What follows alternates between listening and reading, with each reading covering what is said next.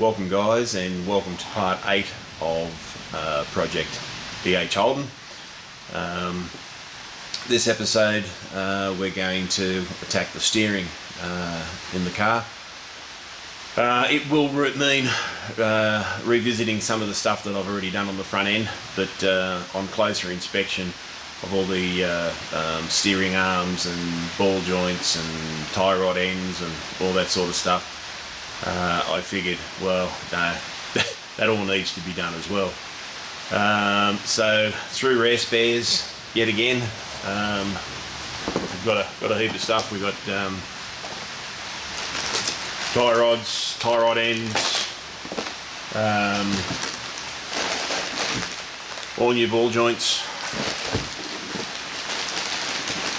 Oh, if I can get it out, and a new drag link. So got all that sort of stuff ready to go in.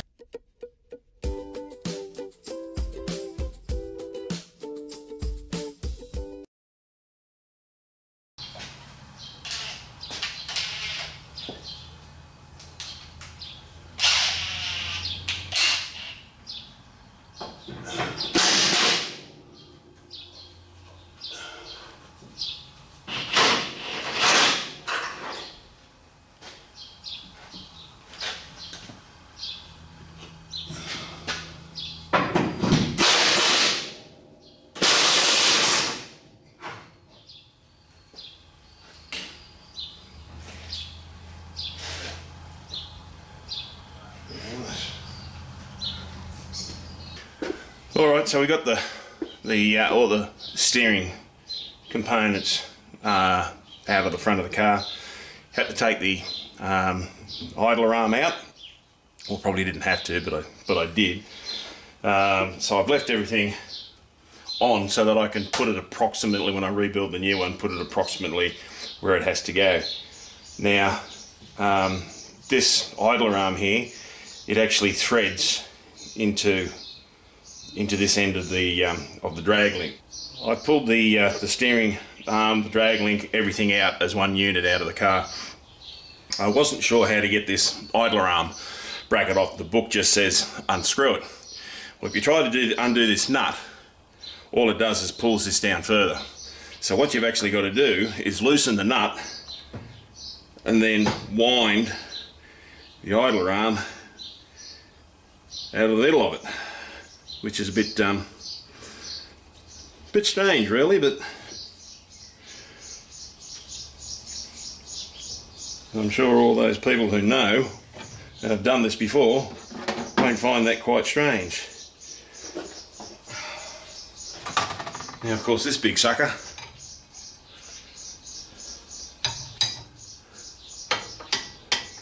unscrews as well, and that will screw into the new one.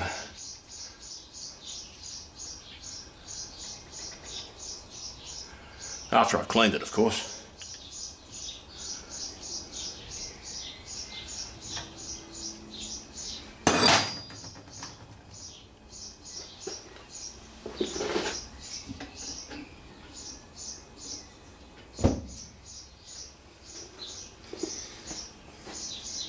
Now what I'm going to do now, sorry about just the hand shots guys, but what I'm going to do now is I'm going to take that, not necessarily that. I'm going to take this part of it over here and just clean it up. So I have succumbed to the huge amounts of grease that's on this, and I've put on a set of gloves for obvious reasons. It is quite the proverbial mess. It's, some years old, I guess, and I get the new one here, which is thicker than the old one.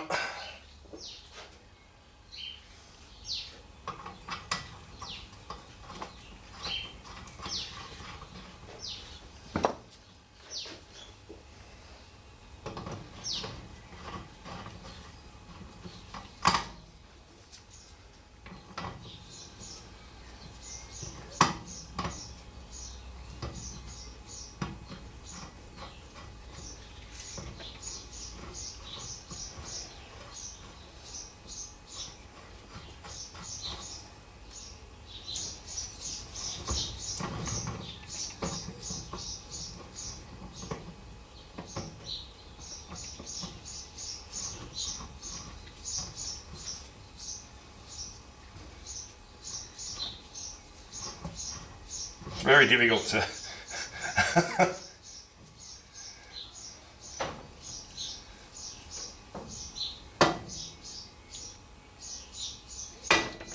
I'm assuming that's about all it takes. Get that up. Hopefully I've got that on the round the right way, which if it goes on the car this way, sits on like that and like that. Looks like it should be pretty right. I think that bolt's on the inside like that. So I'd say that would be pretty right. Got a few grease nipples in there that I've taken out, but it's alright. I'll bring them in later.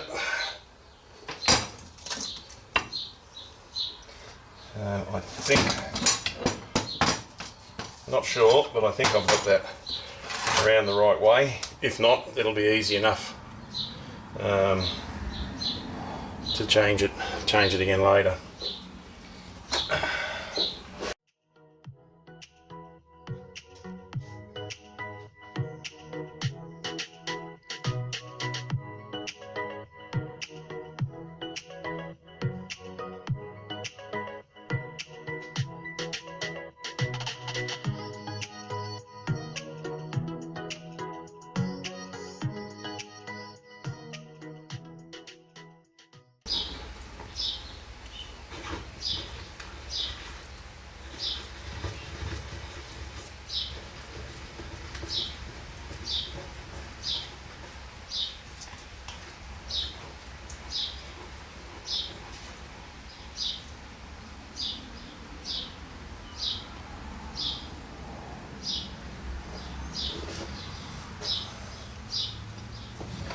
Right, go in there like so.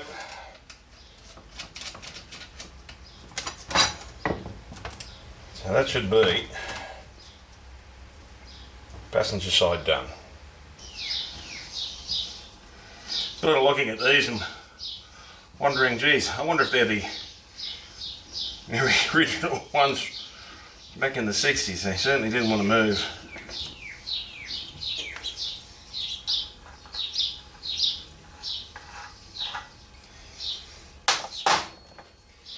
Alright, go and clean all that up. Jeez, that's shot. Glad I'm doing this. I'm really glad I'm doing this because these are really bad. Now if you're doing this at home, like I am, you'll notice, I don't know if I can get that there, just there on these, you can see it now, is a little dimple. That goes towards the longer tie rod.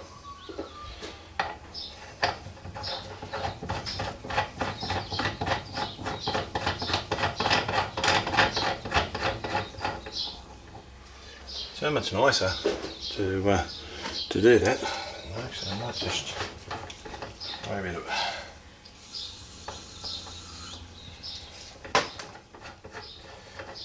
Only because I've been washing them.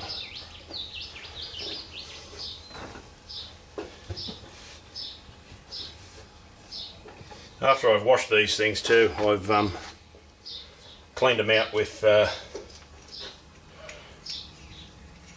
compressed air. Washed them in the parts washer, and yeah, cleaned them out with compressed air.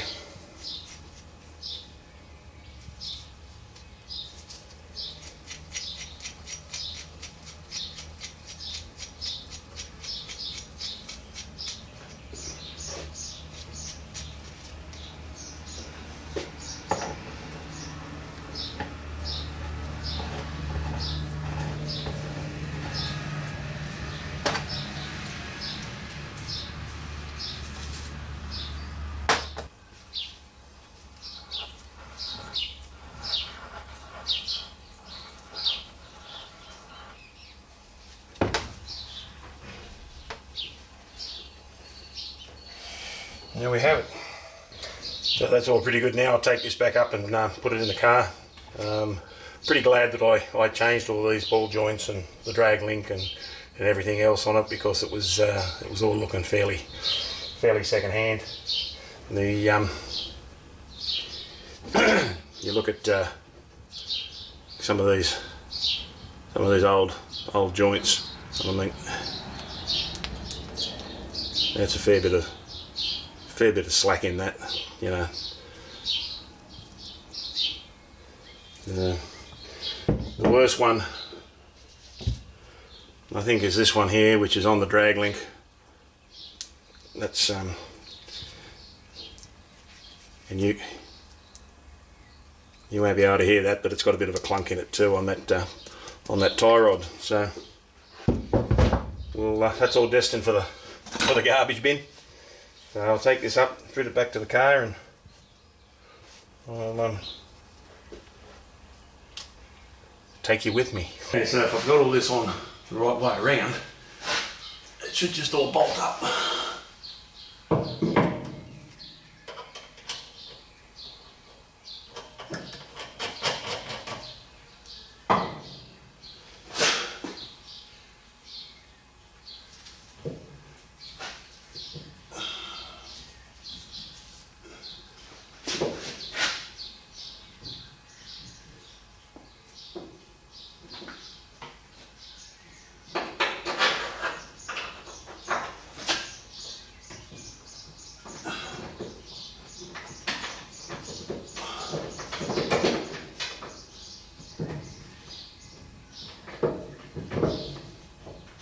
So far so good.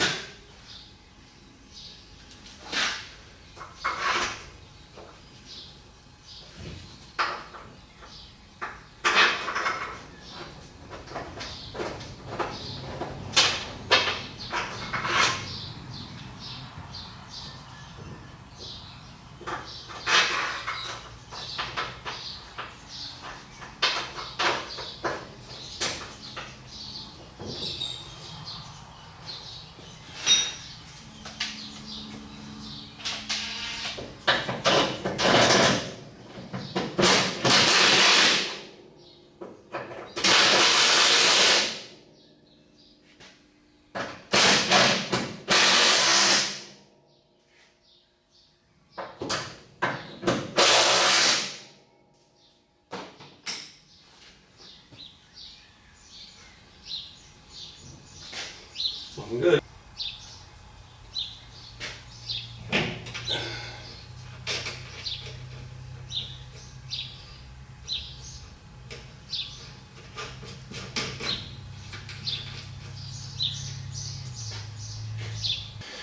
So I've removed the shock absorber, disconnected the brake lines, stabiliser bar links, all that sort of stuff off camera. I've just loosened the top ball joint and I'm about to give it a few gentle little taps to free it up. Then I'll free up the bottom one, and then we'll remove the spring and start cutting ball joints out.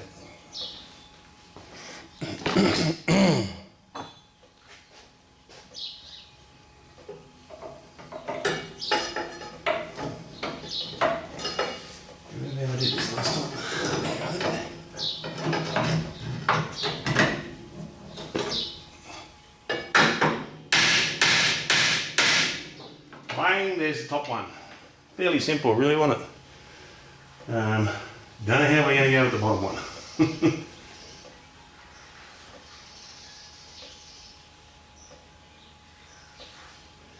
Because I didn't have the bottom one out last time. So I've knocked the top and bottom ball joint loose. I've just, keeping the car up on the hoist, I've got a piece of timber under here on the jack.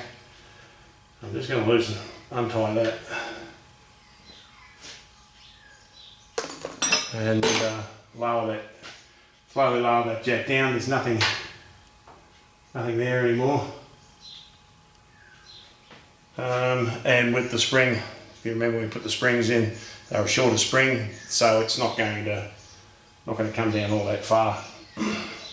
I hope.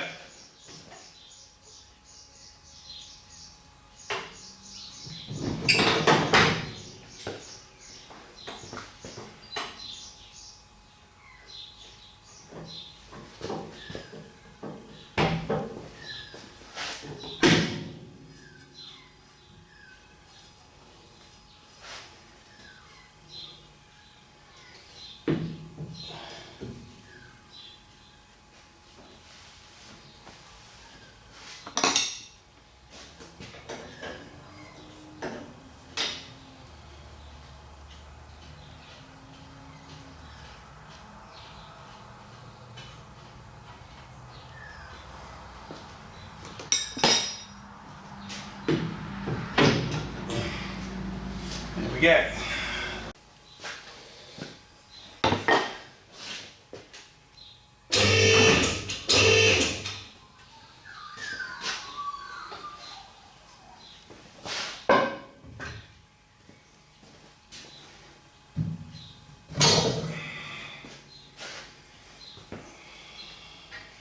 So the bottom ball joint's in, and I have rust treated, rain clean, and then rust converted the that bottom wishbone. I should have done that when I put the spring in, but anyway, it's done now.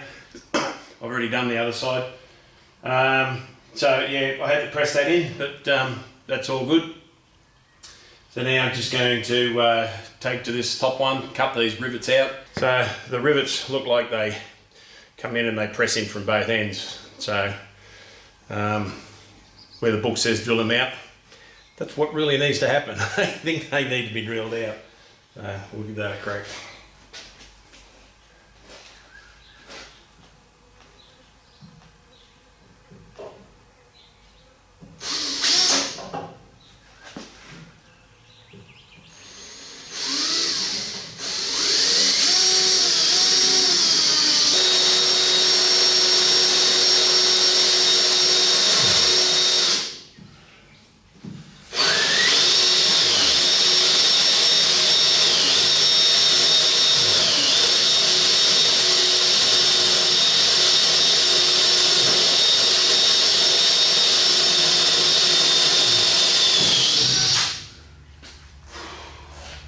Well, that's 1/8 hole.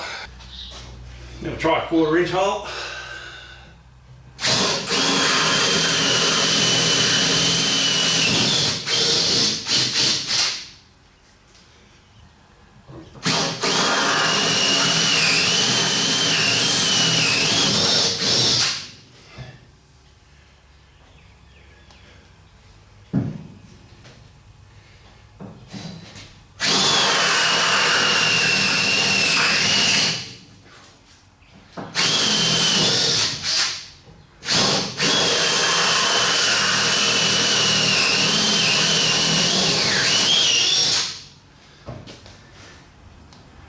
Don't want to go too much bigger than that, really, just in case I'm a bit offset. The bottom side of that rivet is a lot bigger than the top side, so if I can just drill the head to weaken it, it might be right.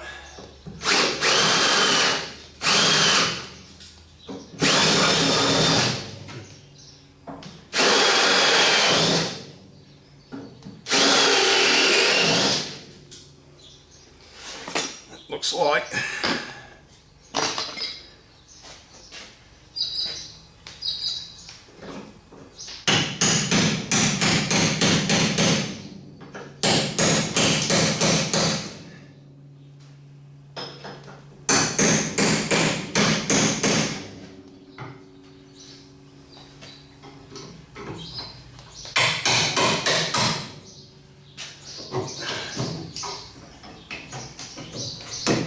There we go.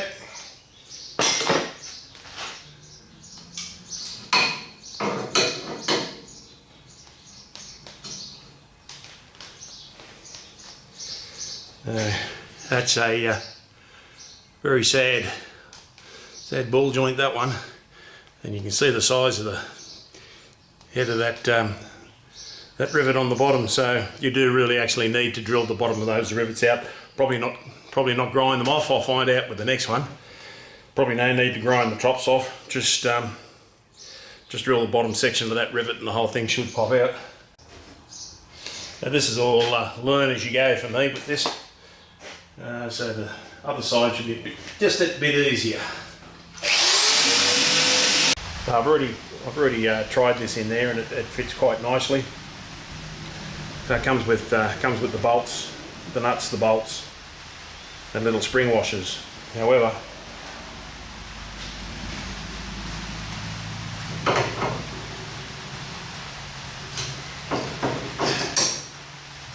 I'm going to put some Loctite on them as well.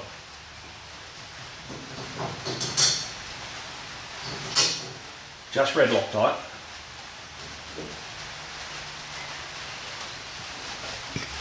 They're not blue, so make sure we can get them apart one day, if ever we need to.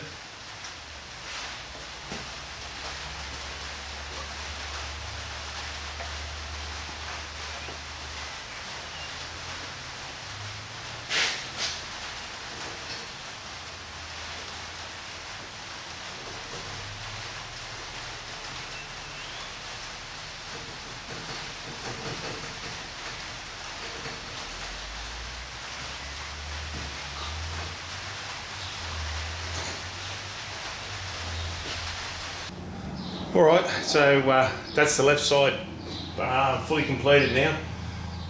It's all back together, springs, shocks. I thought I had the camera rolling there for a while, but I didn't. Never claimed to be a, a good filmmaker, that's for sure. So yeah, top and bottom ball joints, all the steering's done. The steering's all greased. I haven't greased the top and bottom ball joints or the pivot pins or anything like that yet. I'll wait till I do the other side and then I'll do them all together. So I guess let's just have a bit of a closer up look.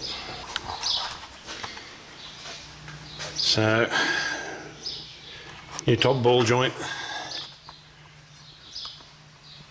bottom ball joint if you can see it. All new tie rods, tie rod arms. We've got the new drag link and same over the other side. So everything's brand new. New brake lines, shocks, springs. So there should not be an issue there for the rest of the time that I own the car. I used cleaned out the old grease nipple and put that one on there because it's on a 90-degree angle instead of just straight up. And that's about it.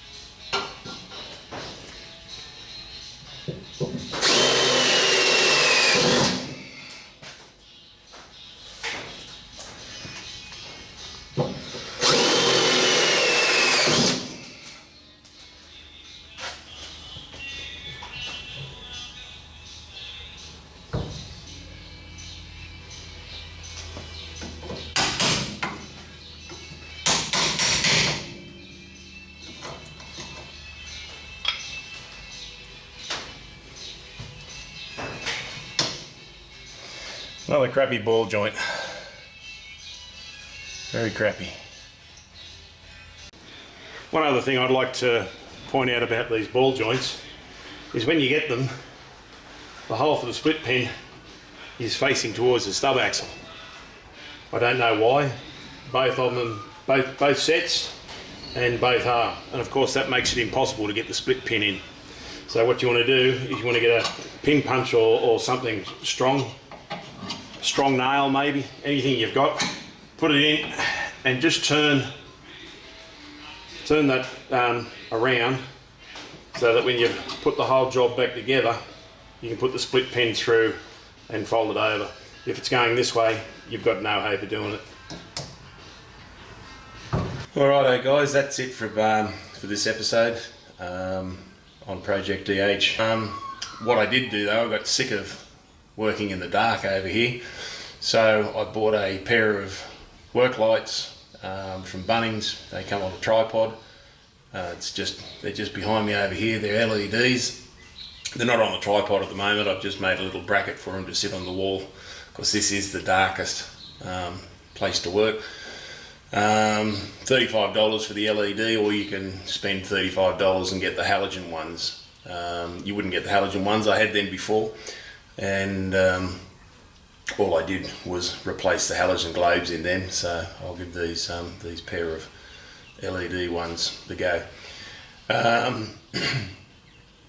Next video I've got, I don't know whether I've already mentioned this, but this, now that we've got brake fluid coming through all the proper new lines, this wheel cylinder's decided to leak, so I'll be replacing the wheel cylinder in this side and the two back ones. So I've got some other bits and pieces coming as well, all ordered. Should be here by the end of the week. I've got a new windscreen rubber coming because I put a laminated windscreen in. Pretty much that's about it to make the car roadworthy, except for the gearbox. I've spoken to a bloke in Orange who's going to have a look at that oil leak from where the linkages connect up to the gearbox. Common problem. So yeah, that's about it. Like, share, subscribe, do what you need to do, and we'll catch you in the next episode. Thanks for watching.